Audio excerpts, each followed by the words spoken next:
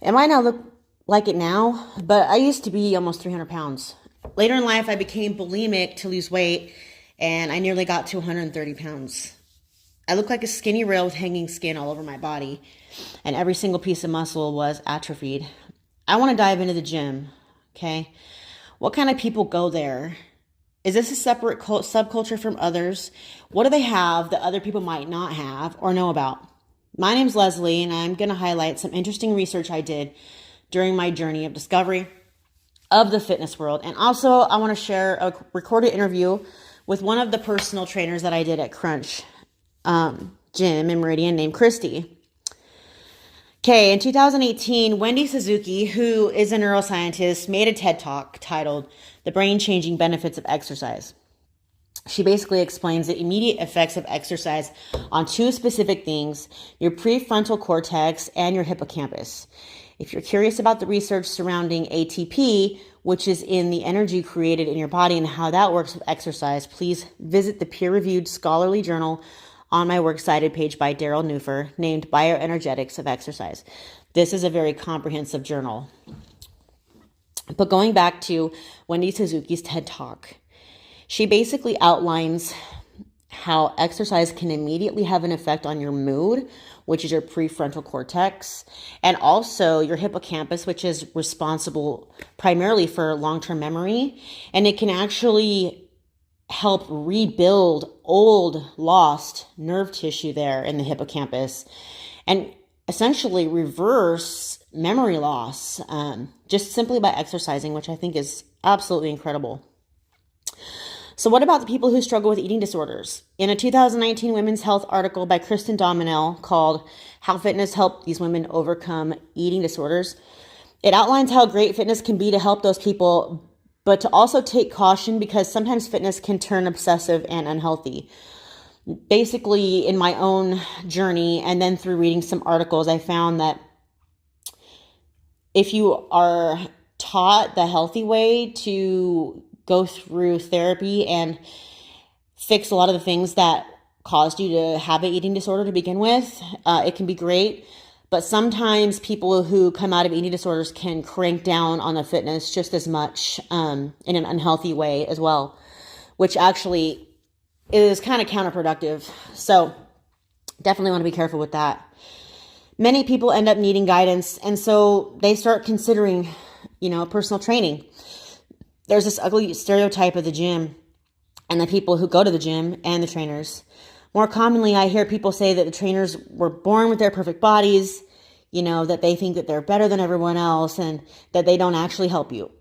So I wanted to look into this a little bit more. And I found a video on YouTube called Why Personal Trainers Are a Waste of Money by a lady called Maddie Fitness that I watched, where she says the main goal for a personal trainer is to make money.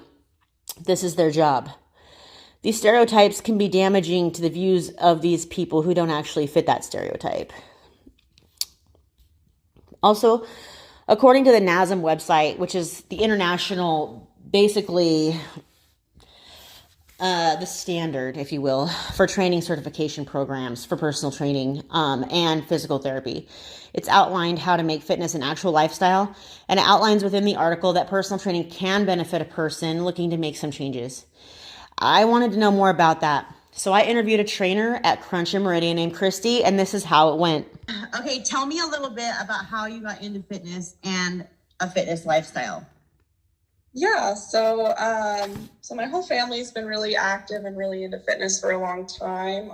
I came from a very tall family, so we were very, very active in like a lot of basketball, a lot of volleyball, a lot of soccer, stuff like that. And so I was always very attracted to physical fitness just because that was a place that I excelled. So I felt like it was just kind of like my safe zone, I always felt like I could fall back on that.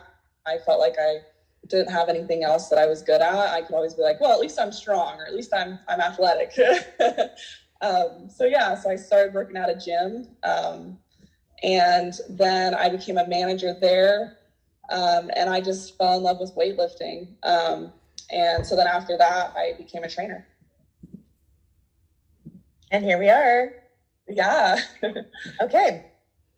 That's really awesome. So, why did you decide to become a personal trainer, and what certifications do you have? Yeah, so I guess I'll just go with why I decided to become a trainer first.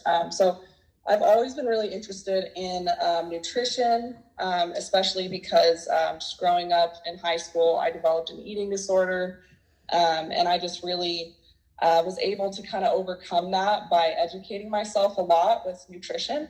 And so I was in the middle of pursuing, well, I'm still in the middle of pursuing my degree in dietetic, um, but right now I'm just using personal training as kind of like a way to have flexible hours and flexible income, and also kind of do what I love while I'm going to school for my end goal, which is to really counsel people in nutrition. So that was really nutrition and fitness, I know, go together, but really at the end of the day, that's my goal. Awesome. Okay. Okay. And then the second part was, what certifications do you have? Oh yeah. What certifications? So I am a certified nutritionist through ISSA. That's the International Sports Science Association. And then I am also just a fitness trainer through ISSA as well. Yeah. Okay. Okay. So I wrote this. Okay. There is a lot of stigma surrounding personal trainers and how they are a waste of money, quote unquote, and maybe think that they're better than other people or born that way and basically just have never struggled to get where they are. What did you go through in your own life to get where you are? Like, what would you say your main humanity point would be? Yeah. Well, I think it's huge to just be around people that are in a place in their life that you want to be. I think just the value of that alone is huge. I used to spend hundreds of dollars on mentorship from people that were at the income level and lifestyle level that I wanted to be at, just to talk with them, just to be around them.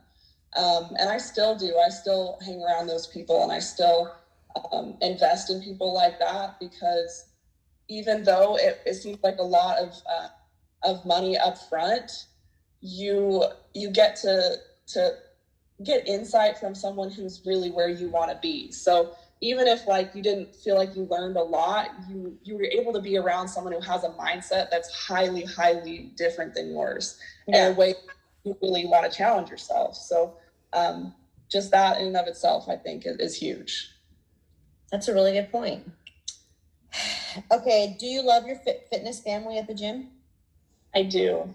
Yes, they are very awesome. I think that's probably one of the only things that's kept me motivated to come to the gym and continuously push myself. It's when there's other people there who see me there and acknowledge that I'm putting in that work. If there was no one else there, I can 100% tell you I wouldn't go to the gym if it was empty.